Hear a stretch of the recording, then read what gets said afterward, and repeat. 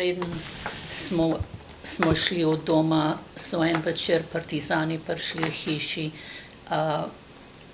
Ata je bil v Kranju, on je bil v službi, on je barval in so ga sledili domov in mama je prišla, sestra pa jaz sva bili na peči in mama objavkana prišla noter, rekla, ata bojo partizani vzeli. So prišli po njega in tako so ata, pa ne vem, koliko mesecev je bil pri partizanih in koliko časa, tisto ne vem, ampak je ušel in pa nam je kasneje povedal, kaj so delali z njegovim prijateljem. So ga celo noč mučili, da so ga ubili in takrat je ata samo čakal priliko, da bo šel in se mu je posrečil, a ne, se je delal, kot da je z njim, ampak je šel in potem je šel domobrancem in je v Voklu so ustanovili in potem smo pa videli, da bojo komunisti zmagali in takrat je prišlo povelja, da se moramo umakniti in da bomo dobili pomoč iz Anglije ali iz Allies ali kaj. Takrat smo mislili, da bomo šli za 2 tedna. Kakor sem vam že povedala, mama je bila v 8. mesecu, skoraj na koncu poroda.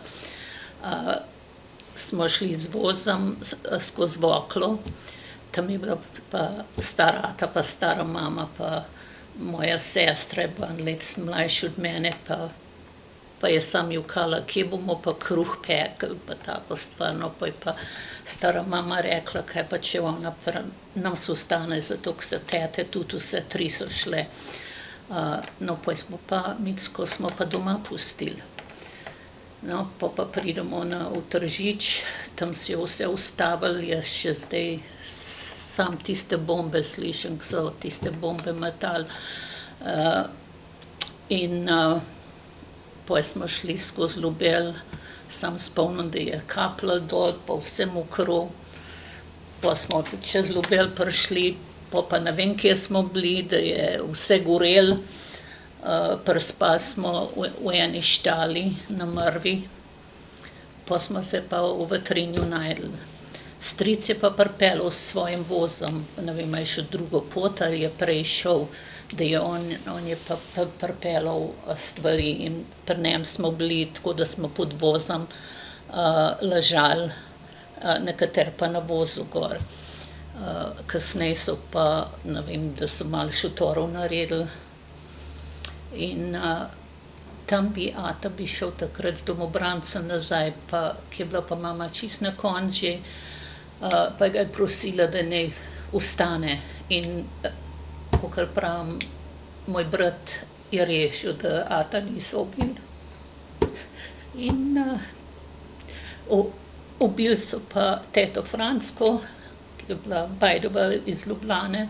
Ona je bila zelo, kako bi rekla, sigurno ni bila tih, da je bila zelo proti komunistom in so nosa ubili, tako da je stara ata je našel grob njen in pa je pa maminega brata so pa tudi nazaj poslali in on je bil ubit. In tako je, ne vem, zakaj nas je Bog rešil, ampak nas je. Pa takrat smo šli z Maršolom, katerega leta 2003, takrat, ki je bil za doktorja Maršola, sem šla prvič nazaj v Slovenijo. In nisem mogla verjeti, sem rekla, sem vedela, da je lepa naša domovina, ampak da je pa tako lepa, sem prišla nazaj, pa Micko smo pa dobili v Ameriko, ki je bila 16 let stara, ona je večkrat šla že nazaj. Sem rekla, veš, Micka, toliko sem jezna, da so komunisti tako lep dom ukradli. Je rekla, Vika, če bila tam, bila pa kmetica. No, pa res moram reči, da jaz ne vem, zakaj je Bog tako naredil. Je že mogel nekaj biti prav. To je vse.